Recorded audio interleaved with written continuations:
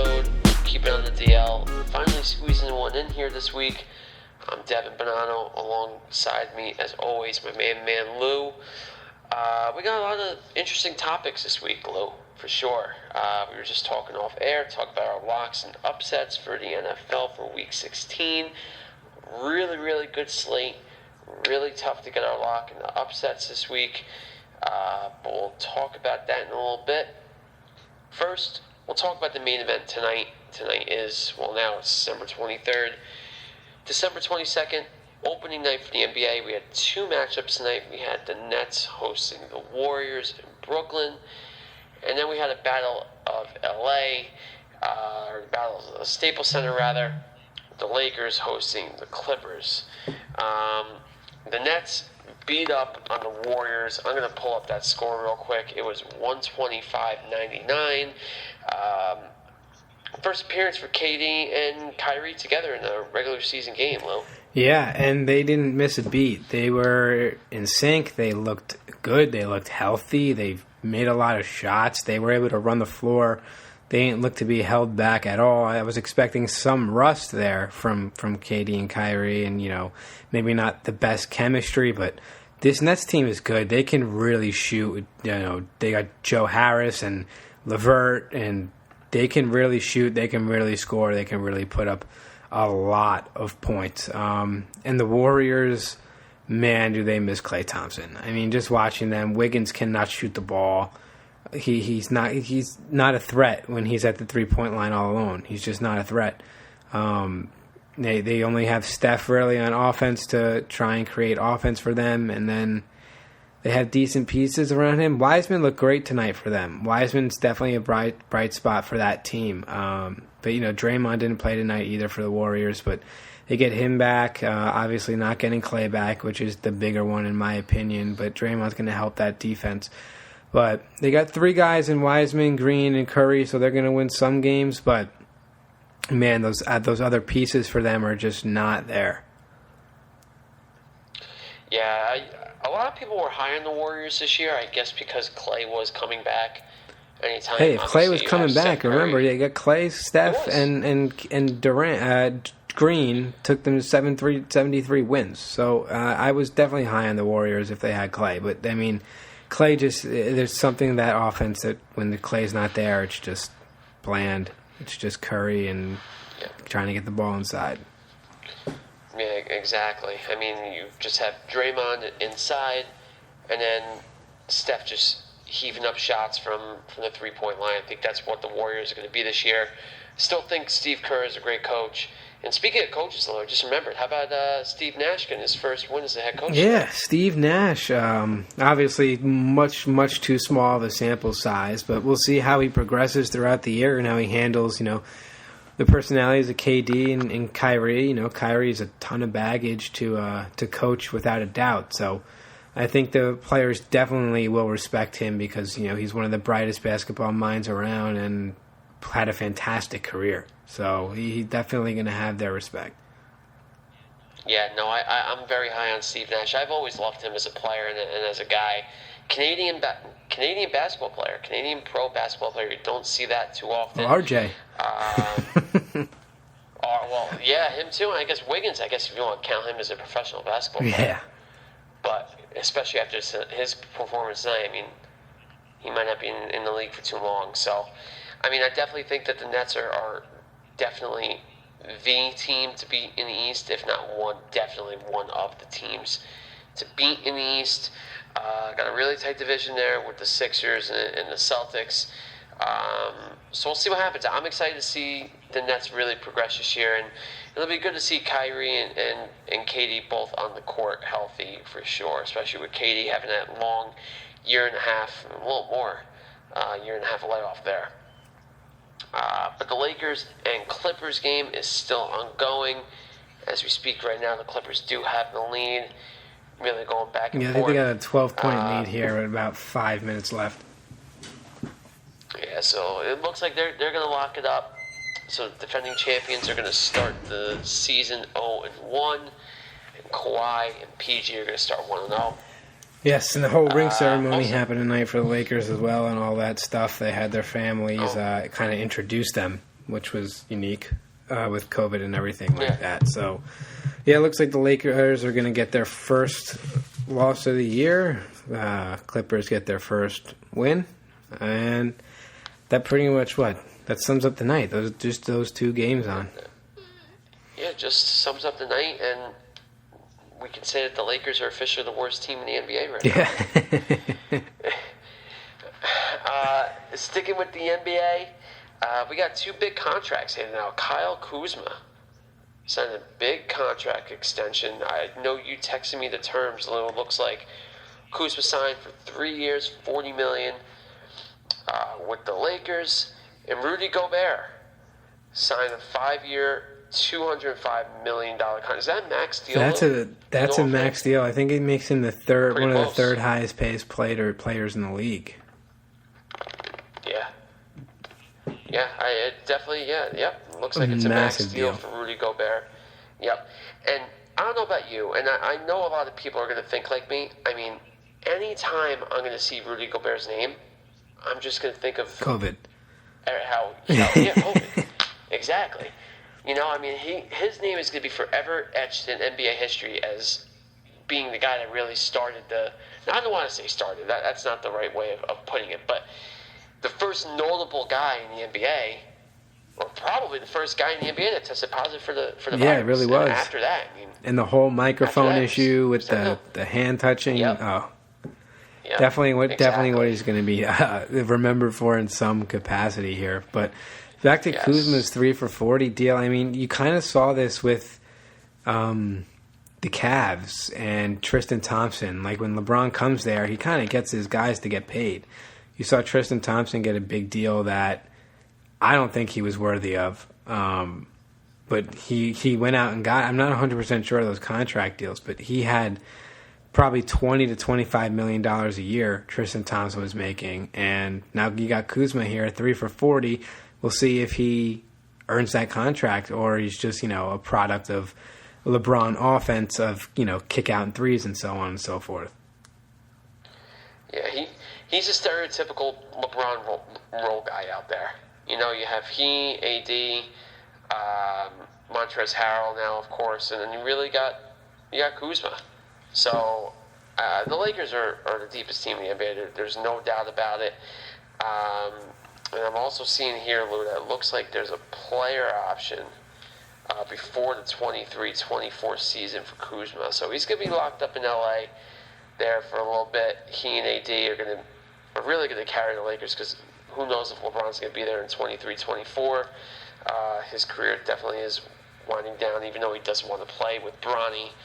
That would be really cool.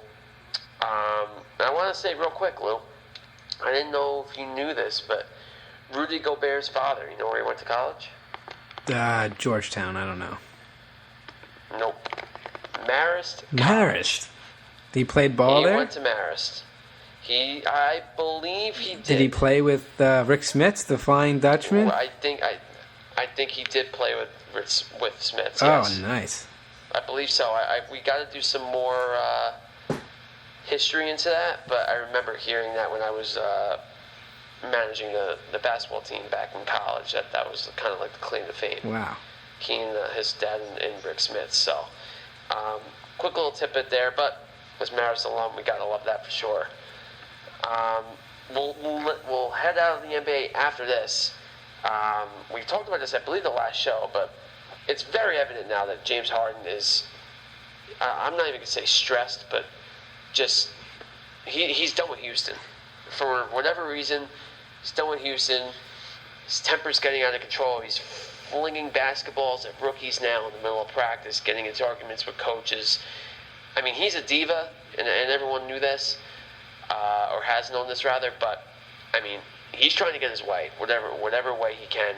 And for some reason, I mean, he just wants to go to Philly. Of all places, he just wants to go to Philly. Yeah, I mean, I don't know what it is with Harden and what made him very, not be on Houston, not be on the Houston bandwagon here, but he is definitely not happy. And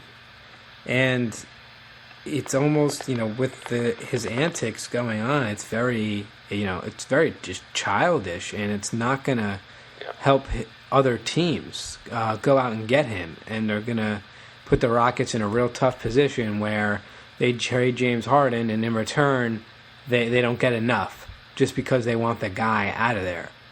Right. But, Harden's obviously a fantastic player, one of the best point guards in the league, but definitely changes the dynamic of a team's offense big time. It goes from maybe a system offense to a one-on-one, kind of get him the ball with 10 seconds left on the shot clock and let him go kind of offense. So he brings a lot of different schemes to a team, and sometimes he's a fit for a team, and just sometimes he's not. If you're struggling, if you're a team that struggles to score, you're going to want him.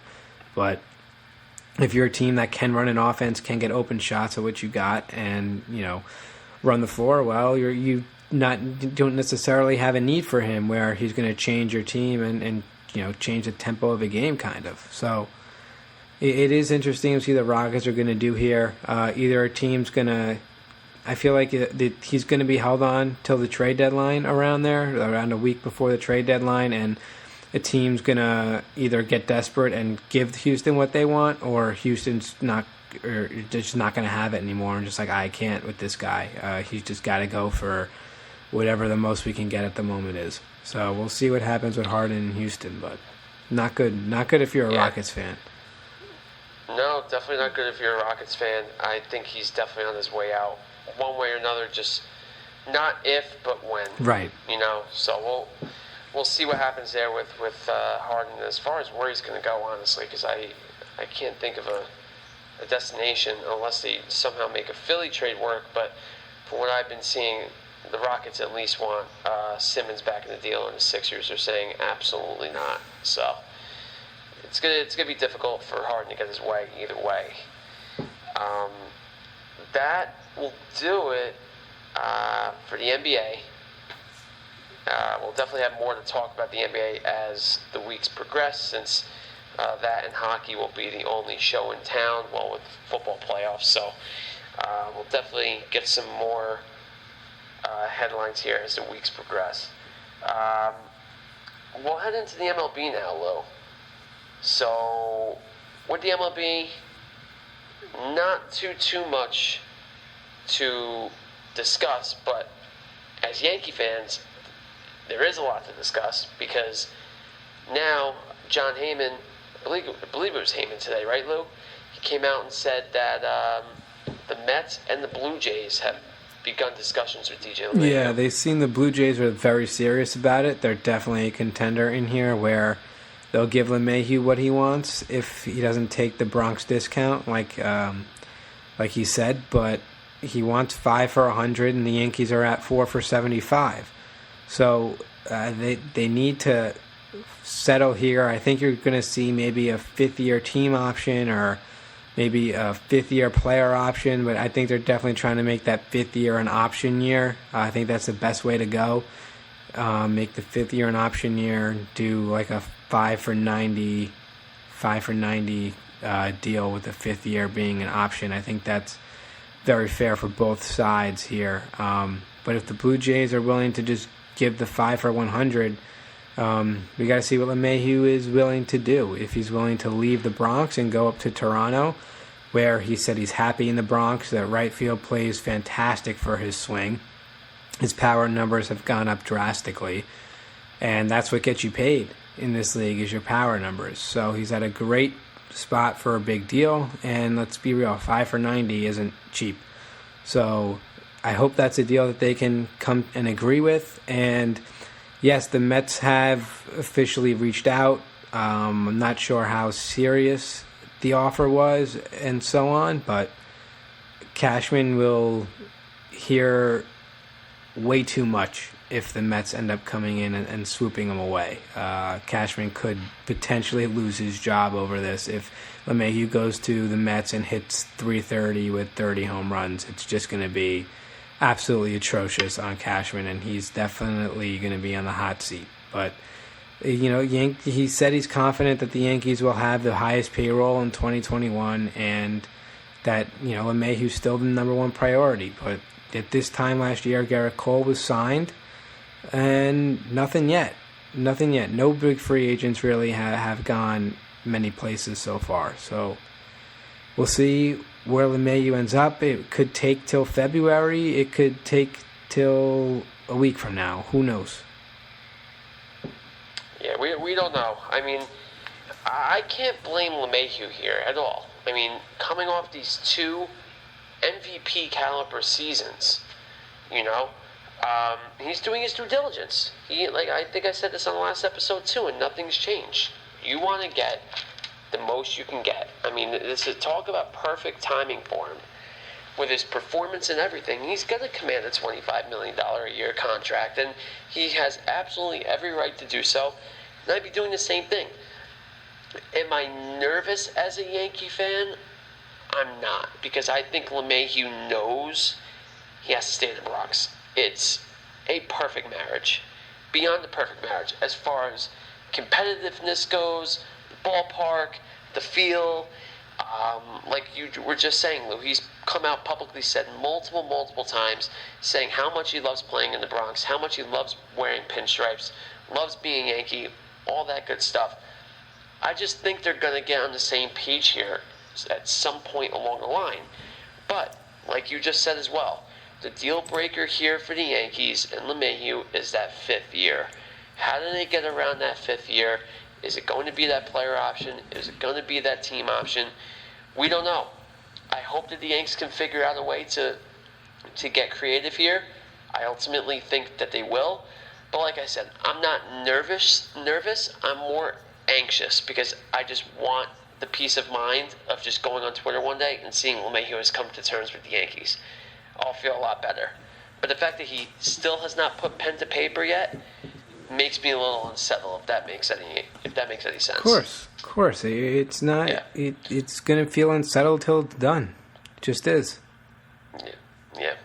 I think it's a win-win for the Yankees. I've seen a lot of people on Yankees Twitter kind of saying, well, if we lose DJ, blah, blah, blah, blah, then we could do this, that, the other thing. I don't like how parts of the fan base I've been seeing on Twitter, Lou, you could say something, obviously, if you've been seeing the same thing, but a lot of people are kind of not getting antsy and kind of giving up on him, but they're just throwing LeMahieu away like, oh yeah, he's replaceable. He's replaceable, but look at the production this guy's given you for 2 straight years. He's been the best hitter in all of baseball for 2 years. He's going to be very hard to replicate or replace. If you don't get LeMahieu, can you get a Bauer and a Lindor? Absolutely. But, I mean, I don't know. As a Yankee fan, if you get rid of LeMahieu, don't sign him, you have to get Lindor and or Bauer. No excuses. Yeah, I mean, if for some reason LeMahieu just won't take anything less than 5 for 100, he ends up in Toronto or somewhere. The Yankees are going to then move Torres back to second base. They're going to get a replacement shortstop for 1 year, like a Didi Gregorius. They could bring him back. I believe Trevor Siemian is out there. Andrelton Simmons. They could bring in a shortstop for 1 year. Then the following year, go out and get a Trevor Story, a Francisco Lindor in free agency, big name shortstops in free agency come 2021. So that's something that they can definitely think about pursuing if LeMahieu does slip here. But yeah, I think they're definitely, if LeMahieu's gone, I think Torres goes back to second and they find a shortstop to get them to 2021 and before if they bring in another big free agent that year to play short. But if they go get DJ, that nails in Torres as our shortstop. Right. And which I do like that they're going to keep Voit. It seems like they have no intentions on trading Voit, which I do like because I love Luke Voit. Fine, I agree with you. I know we've definitely been on the same page with that for a long time. Big time Luke Voit fans. He's definitely earned his pinstripes in my mind. But I want to ask you a question, Lou.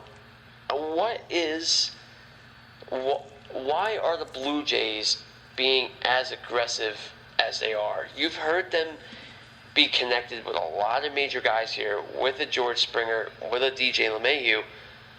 Why? I don't understand.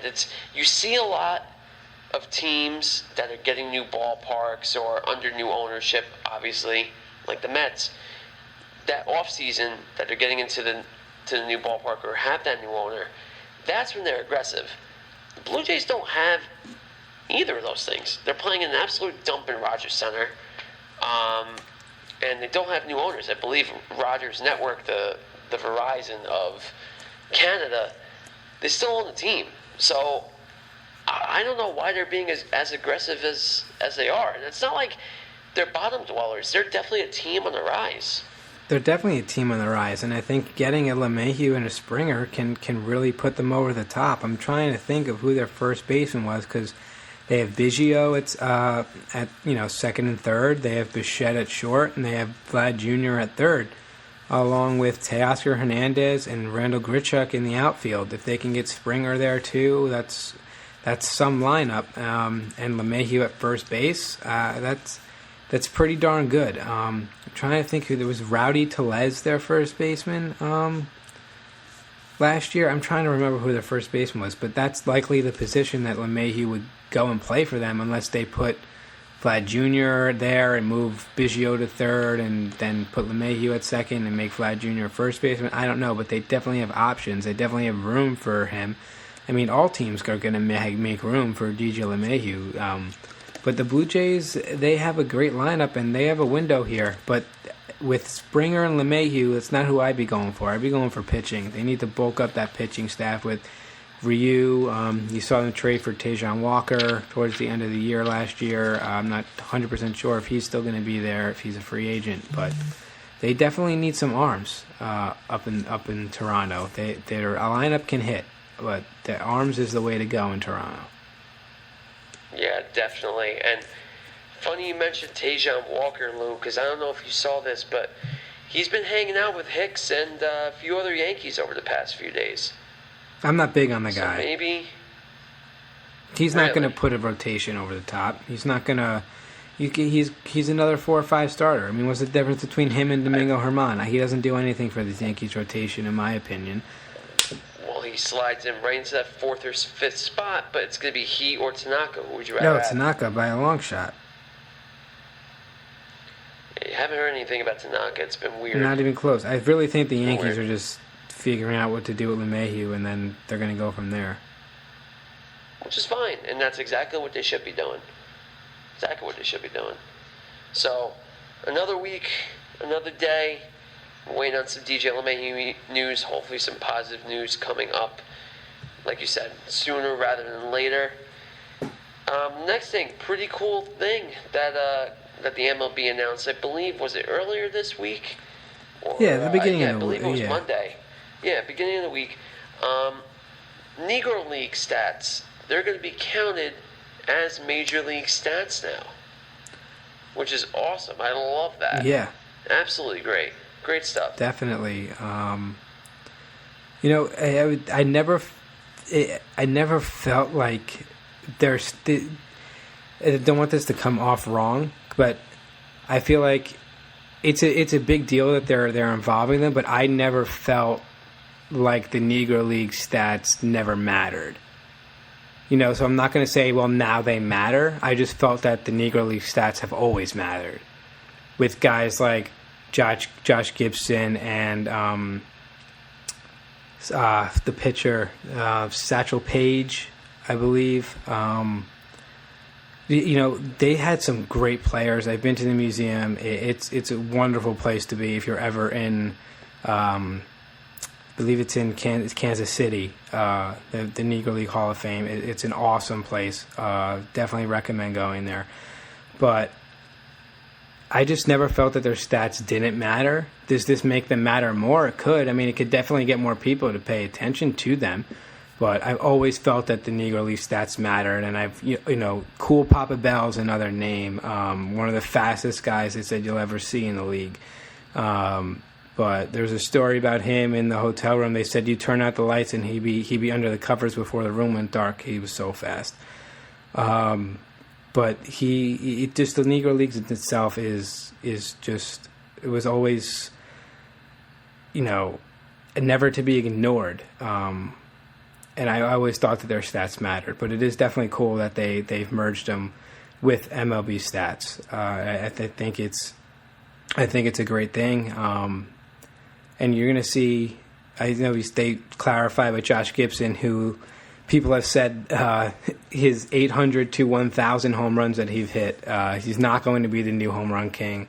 They said only about 300 of those came in, quote, official games. But they called him the Black Babe Ruth, and the people that were black that saw Babe Ruth called him the White Josh Gibson. So definitely should be recognized as one of the game's great, and I always felt that he was, whether his stats were in the MLB or were in the Negro Leagues, I felt that both of those stats should definitely be recognized. And Hank Aaron came out with a quote. I'm just going to read it really quick. He said, "I stood on their shoulders. I will never forget where the ride started for me and never will." So Hank Aaron, someone who came from the Negro Leagues into the MLB, obviously liking what he sees there.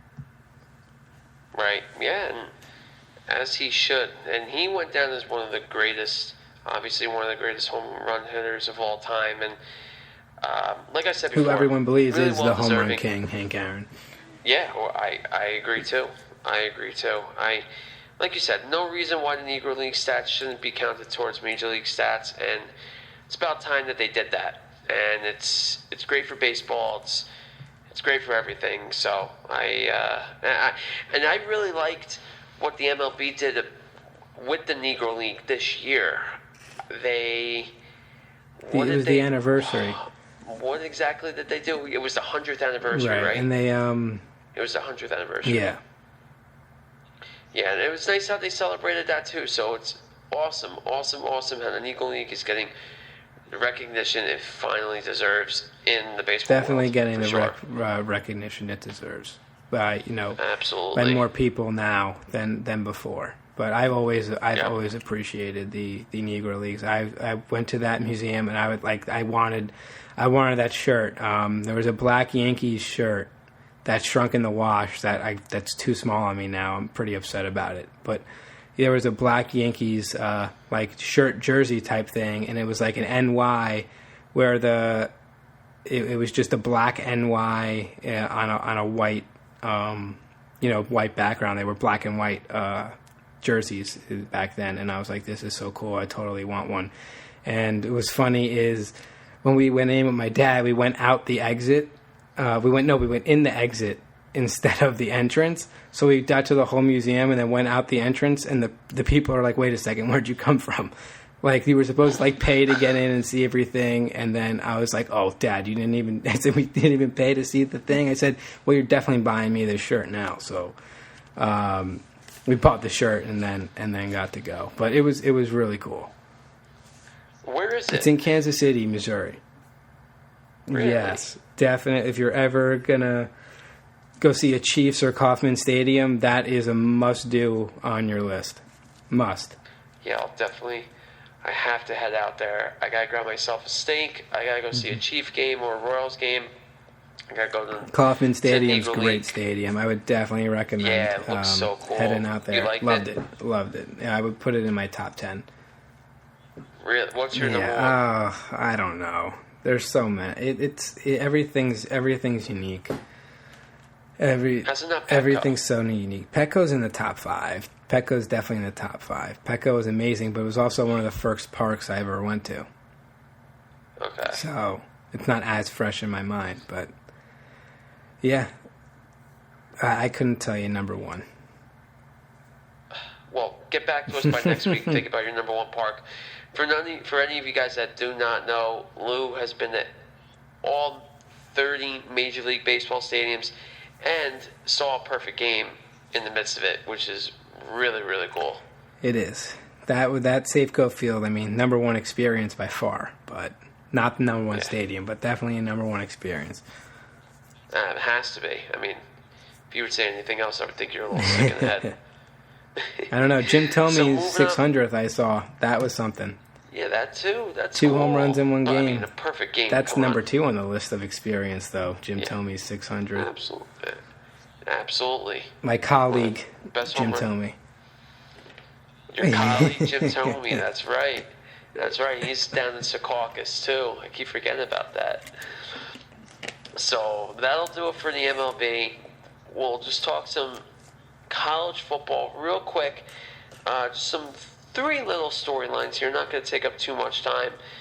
The first one, I find it laughable. But Dabo Swinney put the Ohio State Buckeyes at number 11 in his poll for the college football playoff. I believe it was through the AP. All the college football coaches, or I don't know, obviously not all of them, but high-profile coaches at least put down who they think is deserving to be into the college football playoff. And Dabo had my Buckeyes all the way down at 11. So before I say something, Lou, I want to hear your thoughts. I don't know. I guess he took the games into effect. I don't know. I don't try to pay much attention to it. I want to take away that fact that Dabo Swinney is still one of the greatest coaches in the game.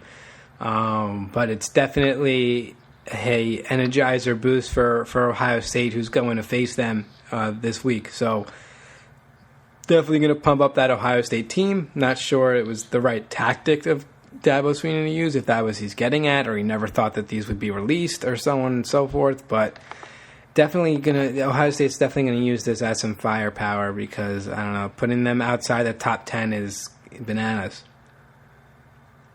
No, it really is. It really is. I saw a piece from him a few weeks ago, even before he released his poll, saying how the Buckeyes didn't deserve to be in the college football playoff because of their schedule. And I just don't think that you can hold teams accountable Right, this it wasn't year, their simply fault. enough. It wasn't their fault. And every team that they played this year, they beat up on.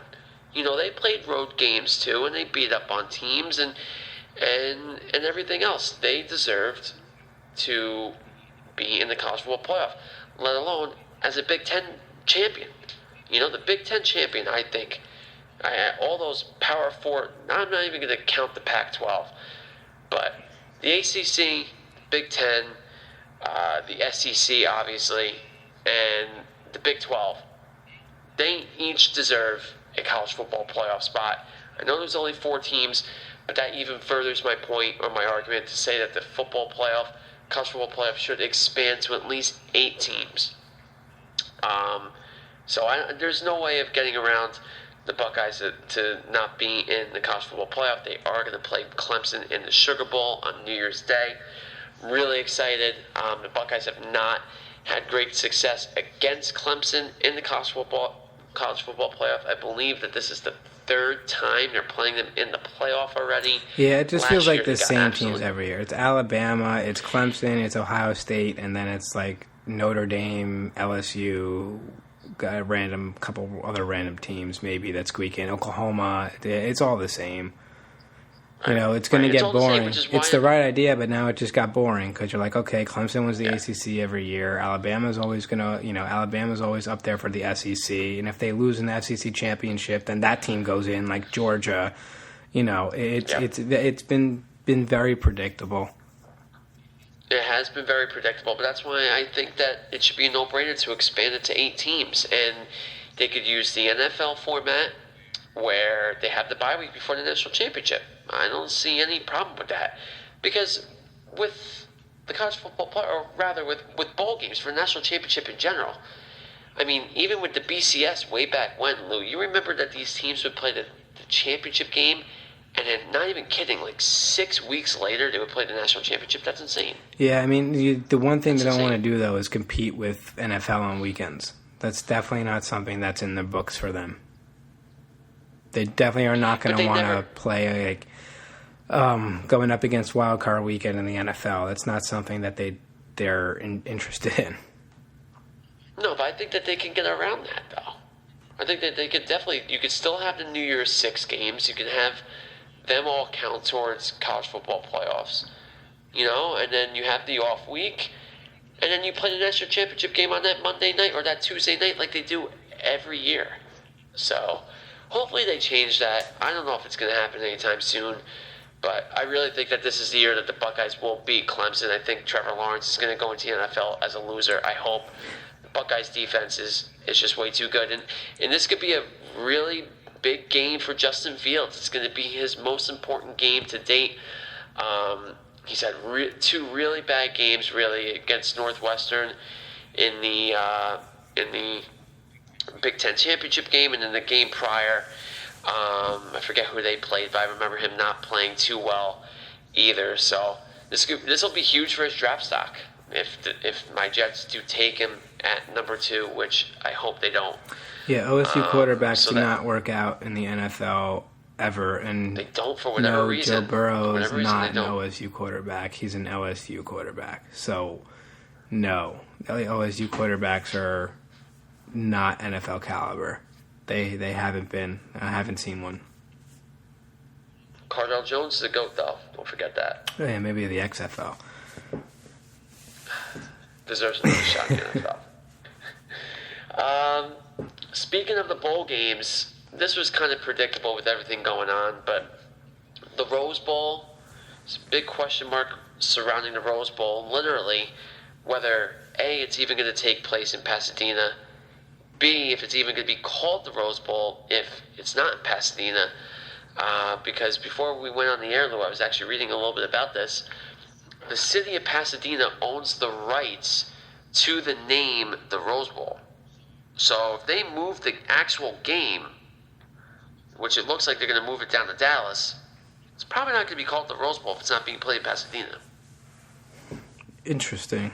They might give it a new name and whatnot.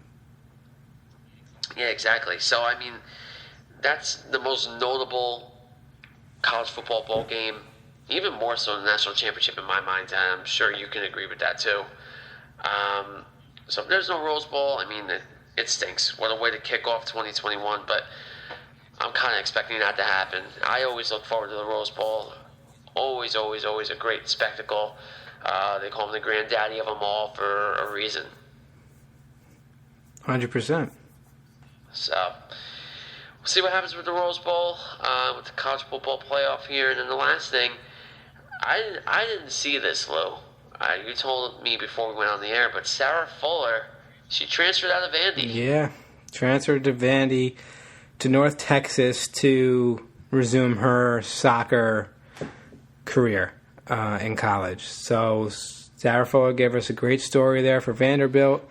Is transferring to North Texas to go play soccer. She kicked 2 extra points in her second game from Vanderbilt, but no field goal. So if any woman wants to be the first college girl in a Power 5 conference to kick a field goal, that chance is still up for grabs. She has 2 total points in her college career, 2 extra points. No misses, though. No misses. So she's got that under her belt, and it's just great for her. A great storyline to come out of 2020. And obviously, she loves soccer. She's a soccer player. She's going to North Texas to play soccer. You know, I don't think anyone's going to take issue with this or so on, or, you know, think it's a publicity stunt. She made 2 field goals. You know, Vanderbilt was not playing for anything. Vanderbilt had, I think, 0 or 1 win on the year. Was getting absolutely crushed in every game. So, yeah, I mean, it's still cool to say that she made 2 extra point attempts. Yep. After the awesome. week before getting a kickoff, and that was absolutely it for the rest of the game. Yeah, disappointing, exactly, right? Yeah. I mean, she's on the board in one way or another. Yes. Which is great. So, really good to see. Wish her the best in North Texas with her soccer career. That'll do it for college football. Now we'll get to the meaty stuff. We'll start off with the NHL. I don't even know what to say, man, because I have gone without watching a New Jersey Devils game since March 10th, and I don't know how I've survived this long. I really don't, and I'm so pumped, man. I really can't wait for the NHL to get going. They finally agreed to something, pen to paper. NHLPA, NHL got it done. They're going to start the season on January 13th, a 56-game schedule. There's going to be those 4 divisions, and each team is going to play each team in their division 8 times. So they're not going to have any East Coast, West Coast battles. The Devils are not going to see teams like the Red Wings or the Blue Jackets or the Blackhawks or the Kings or the Stars, anything like that, until the playoffs. I mean, they're not going to make the playoffs this year, but just for argument's sake, all these matchups are going to strictly stay regional. And as far as the East goes, that consists of the Devils, the Rangers, and the Islanders, there's going to be no airplane travel, really. I mean, unless they're going up to Buffalo, which, I mean, it's a brutal 7-hour drive. If you've ever taken that ride up to Buffalo, Lou, on the thruway. Yeah, Oneonta is up there. So I've done that. Yeah, pretty close. I've done that. Yes. So you know how bad that drive is. So I hope I hope no one's taking that drive up to Buffalo. But to say that the only place you're going to fly to is Buffalo, it's pretty good. And the NHLPA made it a big point to minimize traveling. So as far as divisions go with how the travel is going to go, I mean, the East is barely going to move. But then you're going to have teams like the Wild, and they're going to be in the division with the Sharks, the Kings, and the Ducks. So they're traveling halfway across the country. So can't do a lot with the geographical challenges. Still a lot of question marks with these Canadian teams. Where are they going to play? Because they're still not sure if they're even going to be allowed to play in Canada in their normal provinces. But reportedly, the NHL is going to have 2 sets of schedules ready. They're planning, and will release the schedule tomorrow, Wednesday, the 23rd of December. They're going to release the schedule as if all the Canadian teams are going to be in their home arenas, in their home cities. But if down the line it's found that they cannot play there, they have a whole other set of schedule and apparently host cities for these Canadian teams where they're going to play. So looks like the NHL's got this down. Really excited. I won't do a Devils preview yet. I'll do a Devils preview probably a week before the season, but it's not looking good for them at all. I'm not expecting anything from them making the playoffs. Top 4 teams from each division are going to make the playoffs, so with the Bruins and the Capitals and the Pens and the Flyers, I mean, it's looking like the Rangers and the Islanders are not going to make the playoffs if everything goes according to plan. But very, very good for the NHL with the schedule. And then there was a big development last week with the NHL agreeing with the NHLPA as well to have ads on the helmets. Very similar to how they do in Europe. Hopefully it doesn't get that bad. But the Devils were officially the first team in NHL history to come out with ads on their helmets, and it doesn't look bad at all. You got to make up for those revenue losses. Exactly. So if it stays, if this is a thing for the future, and the prototype that the Devils kind of sent out online today, and that's how it's going to be, I had no problem with it. But I don't want ads all over the jerseys and whatnot. It just looks gross. But for this year, like you said, Lou, for revenue, it's needed. So I have absolutely no problem with it. Yeah, but definitely leave the goalie helmets alone. The goalie helmets are fire as is. Put it on their like sticks or their pads or something. Keep it off the goalies' helmets. Yeah, exactly. That's a whatchamacallit. The helmets for goalies are holy. You know, they take a lot of pride in the designs and everything. So hopefully they don't mess up the designs there. But good news is the NHL is coming back, and I get to watch a Devils game in 20 days. The only thing horrible that would happen here is if the Canadian division can't play in Canada at all and would have to come to the U.S. to play, and then they made a Canada division for no reason at all. That's the only thing that can go wrong in the next couple days. Yeah, I don't know what's going to happen with that. I don't know if they're going to have all these Canadian teams, for example, play in the East, play in the West. They're not going to spread them across the country. That wouldn't make any sense. That would only make sense if they're playing in their home cities. Yep.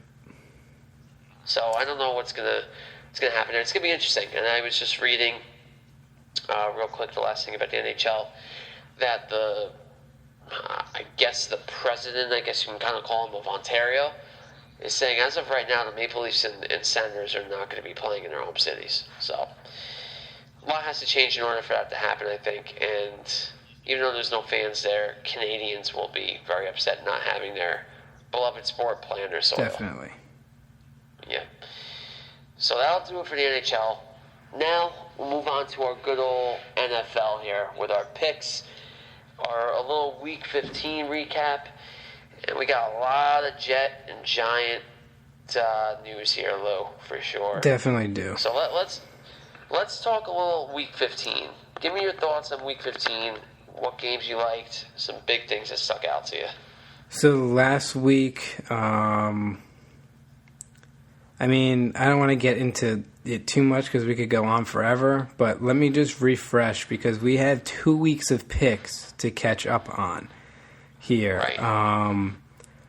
I had a Tampa -6.5 lock in Week 14, which hit. You laid a goose egg in Week 14 that allowed me to jump from 44 to 47 and tie you up. And then this week we tweeted out our picks. I took Seattle -6.5. My lock streak ends there. They won by 5. So I had 7 locks in a row. Couldn't get my 8th. And the Saints was my upset pick. And you took KC as your lock. They pushed. So you got a point for the win, as I did Seattle's point for a win. And your 6.5 underdog in Philly lost as well. That Philly team looks rejuvenated with Jalen Hurts behind them and not Carson Wentz. And Carson Wentz is not happy about it and ultimately wants out. We can see where he might be traded to, ends up, if Jalen Hurts is the real deal, if they want to have him going forward. I'd be very hesitant going forward with him just because, there's no film on the guy. Teams are seeing him for the first time and he can be figured out. And then this week, I'm going to take Arizona -5 at home against the 49ers, who have ruled out Nick Mullins and named C.J. Beathard their starter and added Josh Rosen to their roster. And my upset pick, I couldn't really find a good one here. I'm going to take the Cowboys +2.5 against Philly. I just think that Philly got them last time with a backup quarterback. Now they're in Dallas with Andy Dalton. And they win this one. Washington loses, and Giants-Dallas could potentially be for first place. So I want to see things stay interesting in the NFC East. So I'm going to take Dallas as my upset, +2.5. It's going to be very interesting in the NFC East. Each team is alive. I think it's the football team's division to lose. Really hurts how Alex Smith is hurt. Dwayne Haskins clearly is not the guy. They're definitely going to move on from him at the end of the year. But let me say this, Week 16, how about this? Before we even get to Sunday, we got 4 games, including a game on Christmas Day. Yes, we do. Awesome. We got Saints, Vikings, Christmas Day. Kyle Rudolph on Christmas Day. Anytime touchdown sounds good to me. Rudolph on Christmas Day. Gotta have it. And then you have the Bucs and Detroit on Saturday. Detroit dealing with some COVID issues there. They haven't gotten to a practice field yet. Their facilities are closed. So that game could be pushed to Sunday. And then you got 2 more Saturday games. Not 100% sure what they are, but hey, football this weekend. That's what matters. Exactly. Football this weekend. I really think that Dolphins-Raiders game is going to be a really good game. I'm very high on the Dolphins. A lot of playoff implications. A lot of playoff implications. So I'm glad that game was flexed into that Saturday night game. As far as my picks go, I agree, Lo.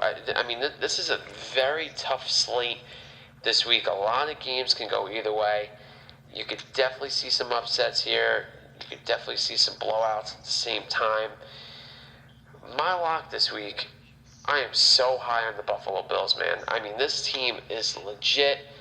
They might have a little bit of defensive woes, but Josh Allen's the real deal. There's no doubt about it. Getting Stephon Diggs for what they got from Minnesota, I mean, that's exactly what Josh Allen needed. I mean, the chemistry that those two have, they're both playing out of their minds. Josh Allen has over 30 touchdowns already, over 3,000 yards as well. I mean, he's playing great. The Patriots stink. Like I said a few weeks ago too, they stink. I'll say it again. They're brutal. I love it. I love seeing Bill Belichick drown in his own tears. I love Cam Newton stinking up the joint because he stinks too. He is brutal. He's so hard to watch. Tell us how you really feel. I think the Bills are going to... They stink. Patriots stink. I hope John hears this. You know, I think the Bills are going to take this by double digits. I'm going to take them -7. I think that's easy. Personally, I'm going to tease this a little bit. I think I'm going to take them 5.5 just to give myself a little cushion. But for argument's sake, I love the Bills here -7. And my upset pick, I took this from you, Lou. I'll give you a little credit if this hits too, but I just can't see the Steelers losing 4 in a row, man. I mean, this team just looks so bad. So bad. So flat. Dancing on logos left and right. Doing anything for clout. And getting lit up literally an hour and a half later. You saw that hit last night on Juju? Nice hit. Nice hit. I mean, dude, what do you do? I don't understand why you're doing stuff like that. The way your team's playing, especially on the road, you got crap for it the week before up in Buffalo. Doing the same thing in Cincinnati. If you're going to do that, you better show up on the field. And he didn't in either game. So if he does it, even on his own Steeler logo in Pittsburgh on Sunday, I'll be really surprised. But this Colts offense could definitely light up the scoreboard. Could be a really big test for them against this tough Steelers defense. I think the Steelers, there's too much value in them here. They're even money right now. I could definitely see that line moving towards them to being a favorite maybe.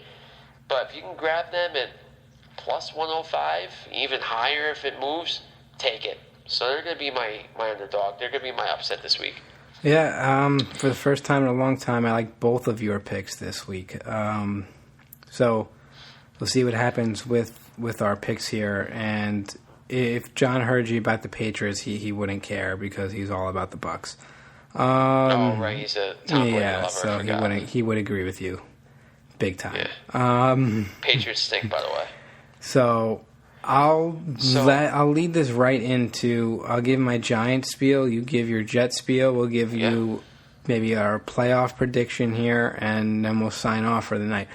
So Giants obviously came out against the Browns. They didn't look. It was not it wasn't like the Cardinals last week. It had a different feel for it. Their defense really didn't play that bad. They didn't have James Bradbury due to COVID. They didn't have Darnay Holmes due to injury. So their defense did, as best as I think they could have. They held the Browns, who were maybe one of the hottest offenses coming in, to 20 points. So I definitely think the Giants' defense did as best as they could. Sometimes that soft zone really can burn them at times, just easy yards on pass plays and so on and so forth. But Freddie Kitchens called the game on offense. I definitely liked the shots he took downfield. Took a lot more shots than Garrett would have. But the Giants only came away with 3 points at the end of the day. I mean, easily should have had 9. There was obviously the questionable play call there by Judge. I think it came from Judge. I don't think Kitchens drew it up. But with setting up for the field goal and sending all these players out and letting Riley Dixon take the snap and try to throw to your center in the end zone didn't make much sense to me. At that point, either run a play with Colt McCoy or run a fake field goal where you can maybe catch the Browns sleeping defensively and find someone open in the end zone. Don't literally spread everybody out and run a play, because then the Browns know that you're not kicking the field goal. There's no element of surprise there. And what I would have liked them to do was just take the points. You had a chance to put up points in your first drive of the game with Colt McCoy. I don't care that touchdowns weren't going to win you the game. Take the points. I would have just took the points, and it's a 6-0 game at the end of the first quarter, and probably a 13-6 game at half, or 13-9. I think they passed up on a field goal again because they had to, because they already passed up on one, so you really needed a touchdown then. So instead of a 13-9, 13-6 halftime score, it was 13-3. You just felt out of it. You knew the offense wasn't wasn't a threat with McCoy, and they needed Jones in this game. They didn't have him. I'm not going to say they win the game with Daniel Jones, but maybe they do a little bit better in the red zone and then come away with maybe 2 touchdowns. So lose the game, something like 23-17, 20-17. But anyway, Judge was called an aggressive game.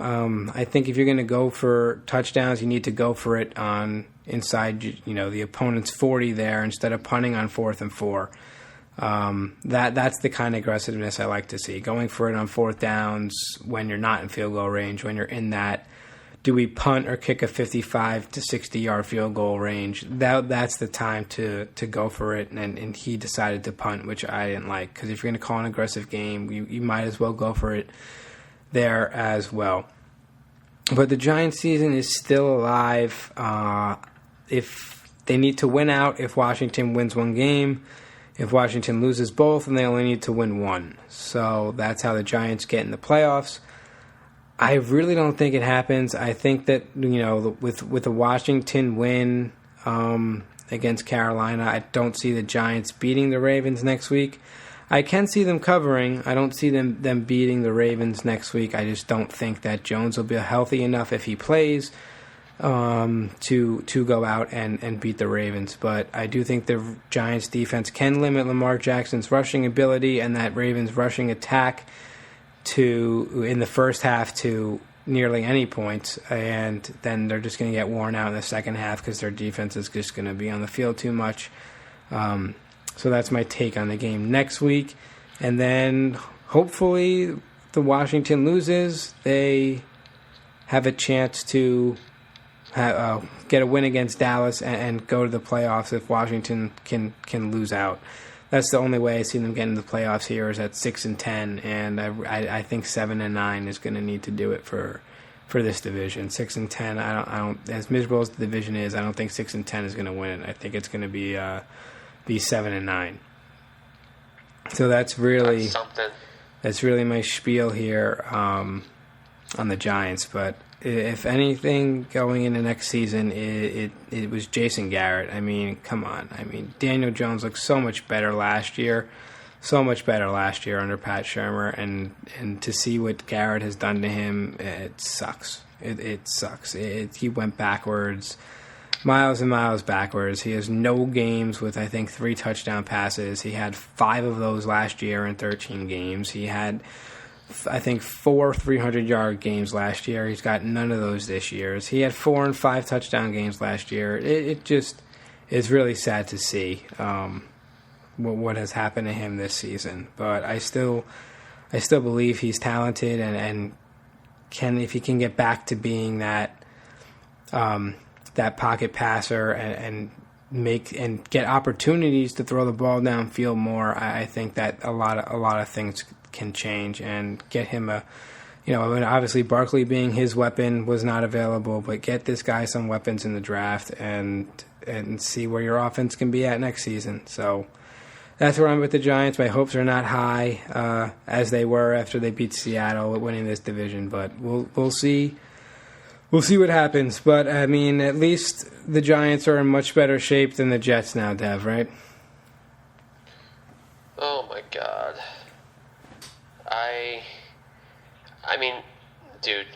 Well, first of all, I want to say about the Giants. I completely echo everything you said. I won't go into depth too much, but I mean, it's very evident that this offense just misses Daniel Jones still. I mean, regardless of how much he's regressed this year, the offense needs Daniel Jones. This offense goes through Daniel Jones. And this offense needs Saquon Barkley too. And I think this team is going to be, I think they're going to be a dangerous team next year. If this defense can play as well as they have this year, and they'll get a healthy Saquon Barkley, maybe they'll get a receiver in the draft, maybe Kenny Golladay, maybe an Allen Robinson, very similar to what the Jets are going to try to do. I think the Giants are going to be a force to be reckoned with next year. I really do. I think there's a lot of reason to be positive with them this year. But I just feel like Colt McCoy hasn't done anything, man. I mean, you got Colt McCoy and Alfred Morris. Colt McCoy and Alfred Morris are your offense, and it's 2020, not 2014. Yeah, exactly. So I was going to say 2012. I think you're being generous. There's a problem there. You know, you're not gonna win those games. No, you're absolutely not. Still surprised that over didn't hit in the Brown in that Sunday night game, and they flexed into it too. And they did. It was so sad. It was so sad. It was awesome. So they got boring. flexed in, but then you're like, wow, Daniel Jones isn't playing. This game might not be competitive. Yeah. Yep, I know. It was brutal, but not as brutal as my Jet win against, of all teams, the Rams. I mean, in L.A. They go in L.A. In L.A. on the road. Oh my God. My mind is still in a million different places. I just can't grasp how this team won that football game on Sunday. Not even because of the draft and the implications, obviously, of Trevor Lawrence and the generational talent at quarterback. Just, how does an 0-13 team really beat one of the best teams in the NFL on their own turf? It just, nothing made sense. Nothing made sense. That fourth down play call that Sean McVay dialed up in the fourth quarter, they could have hit a 53-yard field goal. They went for it on 4th and 4. They didn't get it. And then the fact that the Jets marched down and got the first down against the number 1 overall defense in the entire NFL. I mean, dude, I really don't know what to say. It is so Jets, man. I don't know what this team did in its past life, but they legitimately can never do anything right. It's funny whether that they're good, whether they're it's bad. funny that they're the last team in the AFC, but they're the second team to draft. They're ranked 16 in the AFC, but they will be second in the draft because the draft doesn't go by percentage in conference games; it goes by strength of schedule. Exactly. It's crazy. I mean, just everything. Nothing ever goes the Jets' way. Nothing ever goes the Jets' way, and I tell my dad this all the time. I hate him for getting season tickets in 2007. Why did you make me a Jet fan? I will never forgive him for that. I never, ever will. You know, my first football game, I'll never forget, was a big Michael Vick fan. I sat right on the 40-yard line, the 100 level of Giants Stadium.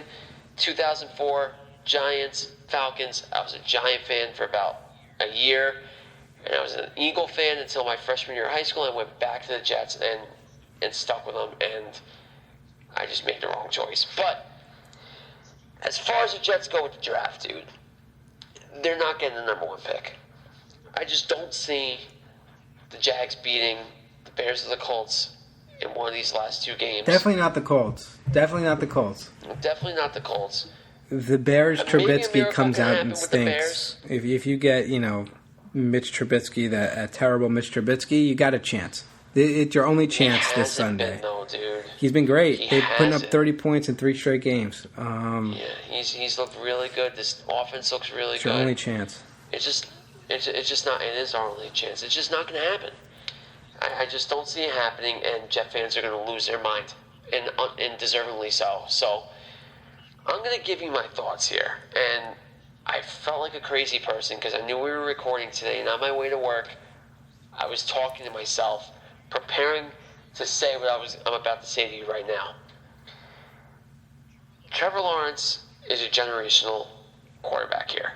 There's no doubt about it. Across the board, he's going to be a fantastic NFL quarterback.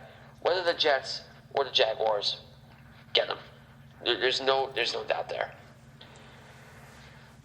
It stinks that the Jets are going to miss out on him. And the only reason why I think the Jets should draft a quarterback is if it is Trevor Lawrence.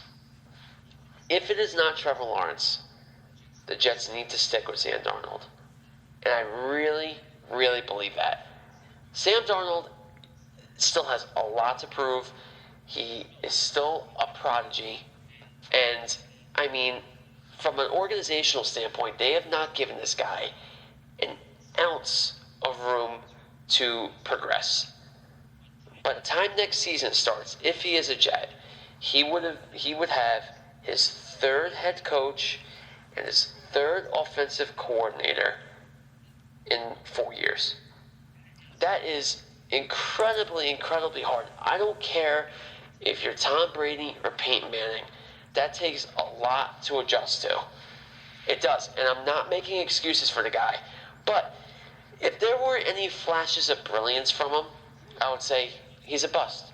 But with what he's had to deal with and the weapons he's been given, he's done a lot better than he really should be. And I am still a believer in Sam Darnold. I think he is going to be a very good quarterback in this league. He just needs the right pieces and a vote of confidence, and I think he'll be fine. I really, really do think he'll be fine. The Jets have way too many holes in their roster to draft a quarterback at number 2. It's not a need. I understand you draft the best player available, but it is not a need for this organization. Honestly, quarterback and maybe even wide receiver with Mims and even Crowder. You don't need to draft a quarterback or a wide receiver with the second pick. I just don't see it. This O-line is way too unsteady. Look at Mekhi Becton. He's playing absolutely great. He should be in the Pro Bowl. I don't know why he isn't in the Pro Bowl selection. I mean, any successful team that wins a Super Bowl, they have a great offensive line. Even those Jet teams in 2009 and 2010 with Sanchez. Sanchez wasn't throwing the ball 30, 40 times a game. He was throwing 15, 20 times a game behind the best offensive line in football and had the best running game in football. I think that's how you have to build this team. You're seeing great development with Mekhi Becton on the blind side, and it's been a great improvement. I think if you draft this kid out of Oregon and you build that way, you have 2 cornerstone pieces on the offensive line. You got a young quarterback in Sam Darnold, who, by the way, is still younger than Joe Burrow and will have 3 full years of NFL experience underneath his belt all the time, even more so than Joe Burrow. And like I was saying with the Giants, the Jets need to go out and spend money on a Kenny Golladay or Allen Robinson, one of those 2 guys. You get a nickel cornerback, and you get a linebacker. And they will be a very improved team next year with, obviously, a new head coach. Kick Adam Gase to Jupiter, Pluto, something, the next galaxy. I never want to hear this guy's name ever again. He is the issue here. I need to get this off my chest, because was I upset about them winning the game? Of course, because I really, as bad as it sounds, I wanted them to go 0-16 because it solidified Adam Gase's fate. And you draft Trevor Lawrence. Of course, you take Trevor Lawrence over Sam Darnold. But the number 2 pick is not as bad as it seems. I don't know what they're going to do. My gut says they're still going to draft a quarterback, but I can see Joe Douglas surprising a lot of people and drafting that old lineman out of Oregon and keeping Sam Darnold. So them winning that game gave them so many problems. It ruined them for the next 15 years with not getting Lawrence. And it just gave them a lot more issues, a lot more headaches of what to do with this number 2 pick. Yeah, I mean, a new quarterback isn't going to fix the New York Jets. That's for sure. Yeah, getting a Justin Fields, a Trace McLance, something like that. The kid from BYU. Him as well. I was talking about the Mountain West kid. The Mountain West kid. Yeah, the kid in the Mountain West. He's pretty damn good. But he's there. That's not going to be the answer for the Jets here. And if Adam Gase is back, then you got to look at Joe Douglas and have to reevaluate him, because this is a guy that has stuck up for Adam Gase through everything. Really likes Adam Gase for reasons I do not know. But if he doesn't fire Adam Gase, I really think Joe Douglas could be on his way out, 100%. It wasn't even his hire, though. He loves him. Dev, he loves him. He calls him an offensive genius. He likes the guy. He didn't call him the offensive genius. Yes, he did. That wasn't yes, him. It was.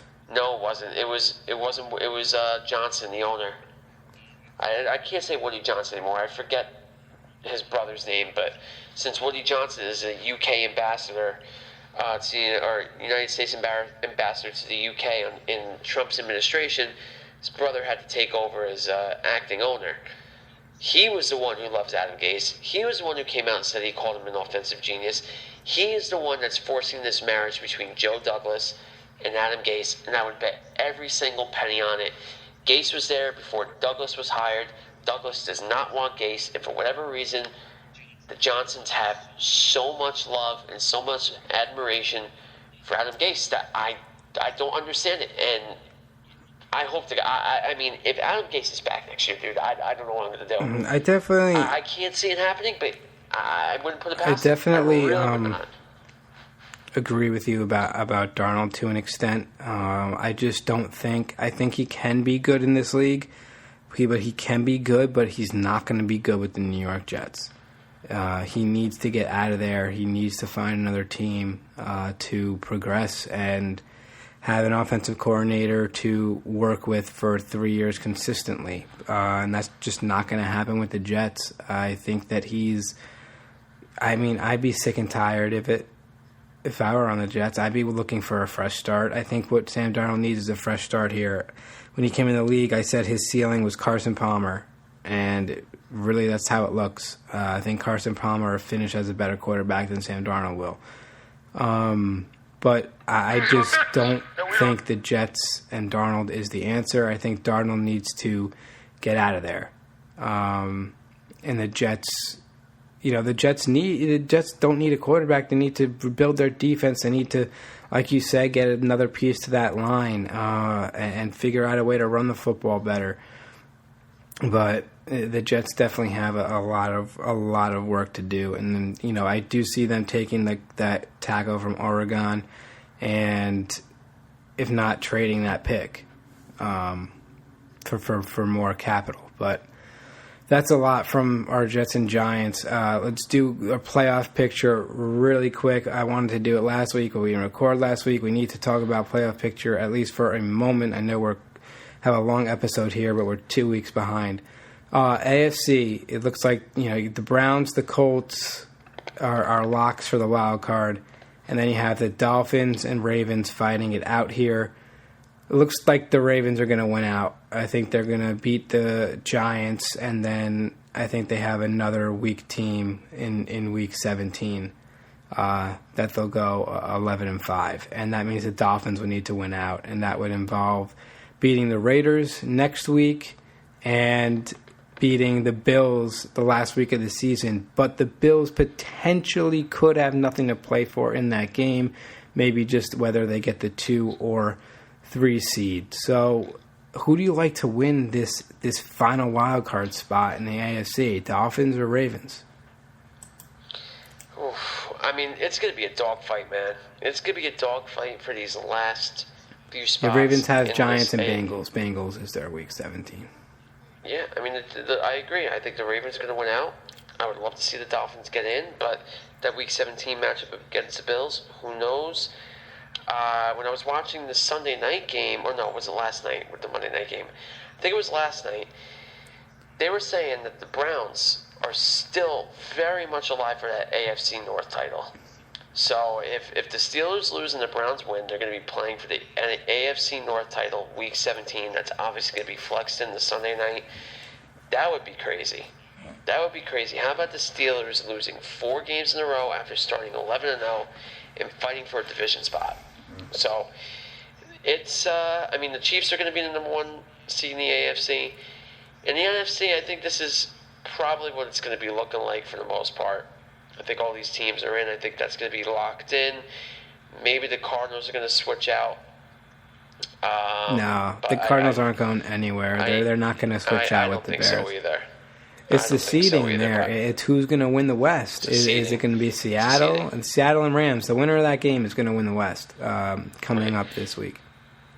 But I want to say something, too, is home field advantage is not going to mean anything in the playoffs this year. I don't think so. Might not mean much, but it's for example, not having to travel and so on. Yeah, but it's not like the Rams would have to go into Seattle and play against the 12s. If they lose, all right, whatever. We don't get division of the title. There's gonna be no fans in there anyway. Right. I don't see a big deal with home field advantage, unless you let a team like a Tampa Bay or the Dolphins get home field advantage. Even the Browns too. They got some that have fans. Right. Right, the half fans, right. Yeah, but I think the NFC is locked in. And the AFC is going to be very, very interesting. It just that rant. I don't know. We'll see if the Dolphins are if the Dolphins win out. They are really for real. They are really a good team. If the Dolphins are able to win out and get to the playoffs, because let me tell you something, the Ravens aren't losing. They're going 11-5. They are going 11-5. So the Dolphins need to win out, and if they don't win out. People say if they don't win out, then they don't deserve to win the to be in the playoffs. I don't know. If they go 10-6, I'm not going to sit here and say they're not a playoff team. They're a playoff team. They can beat playoff teams. They're definitely not a disappointment, for sure.